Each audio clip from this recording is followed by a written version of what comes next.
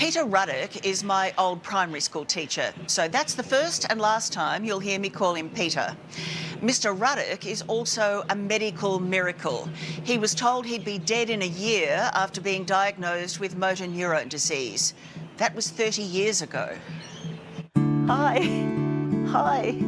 It's nice to see you, sir. You all right?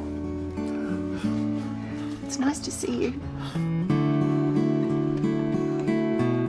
How many years has it been since you've been to Briar Hill Primary? I left here in 74. And you haven't been back since 74? I haven't been back.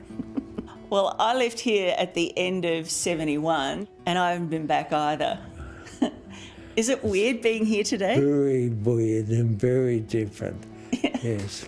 But the classrooms are the same. This classroom was one of my classrooms. Yes. I remember you standing at that door and this classroom looks the same except it's now got air conditioning, which is very flash.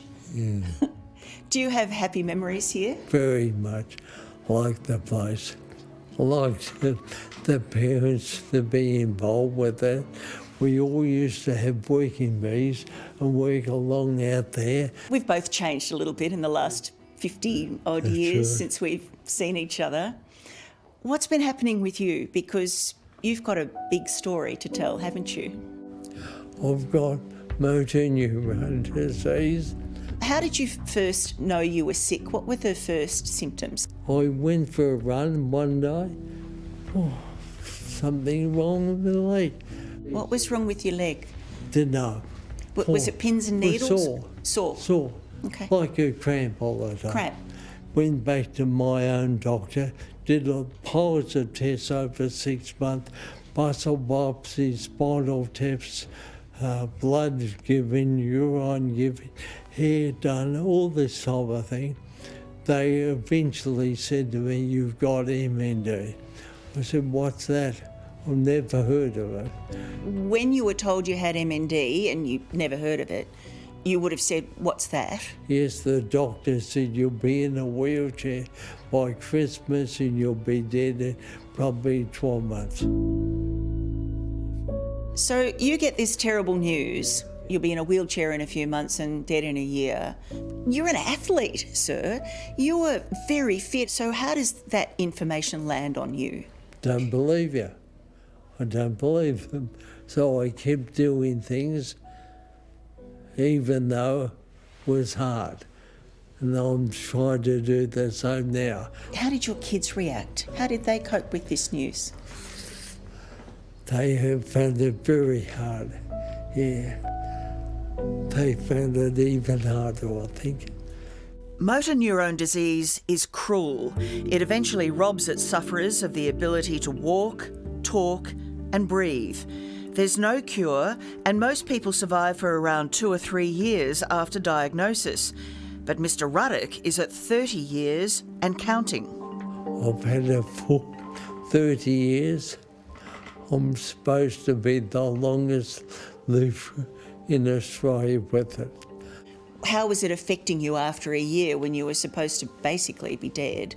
Well, I decided I better give up school because I used to walk around in the classrooms, and because my balance wasn't there, I thought I'm going to fall over on a kid if I'm not careful. You kept working with this diagnosis. You've told that you've only got a year to live. Yeah. Most people would take that year and go and do something great with it. You kept working. Yeah. Why did you do that? I just like work. You liked work? Yeah. Because that's me there, and I don't remember her. It's clear teaching wasn't just a job. Who's this fella? That's some pretty good sideburn action there, sir. That's Do you remember, was I good in school? Was I thought well behaved? Yeah. That's why I suggested to your mum you should be doing a scholarship. And go to a flash private school? Yeah. Are these bringing back good memories? Yes, it is. Remember her, remember those kids. Here she is.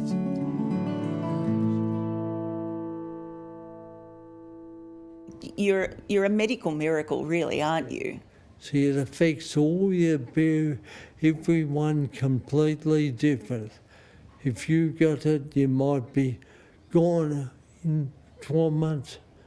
Others can linger on for a few years, but no one like me. I'm very lucky. Remarkably, for the first 5 years, Mr. Ruddock showed very little signs of the disease, and to this day he can still walk a bit, talk, and he lives alone independently. How long before doctors asked you to help with research? How long before, your doctors were going, hang on a second, there's something about this bloke? The doctors, I'm being direct, in Australia, don't chase me. They don't? Huh? Why not? Don't know. But it seems to me the doctors don't seem to coordinate their research with each other. Mr. Ruddock's life mission is helping other MND sufferers, so he sends his precious medical data via an app to researchers in the US. Where I tape the phone onto my hands and my legs and do exercises. Now I press a button, the results go to America. He's also a warrior for Fight MND, the charity set up by AFL legend Neil Danaher. And do you spend much time talking to people who have MND? Do they? No, not much at all. Why not? I just find it's too depressing.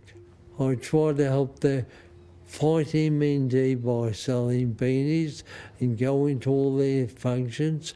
I help MND Victoria.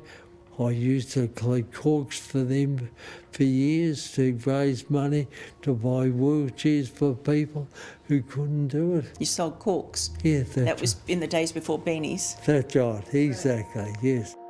In the face of his terminal illness, this grandfather is not giving up on life. Why do you think you've gone for 30 years? What do you reckon it is? Bit of luck. I think just luck. Well, I hope your luck lasts for another, 20 or 30 years. Yeah. I said to my kids, I want to at least last another 20 years so they can all be full members of the Melbourne Cricket Club. Right, so you've got to last another 20 years so you can get them all members of the MCG. Yeah. Spoken like a true Melburnian, Mr. Ruddock. Sure. Tracy, Peter. You're not Peter. You've never been Peter. Mr. Ruddock. No. That's the bell, sir. That's time for dismissal. Right, we run out now. Am I dismissed, sir? Thank you. Thanks for talking to me. It's been great to see you.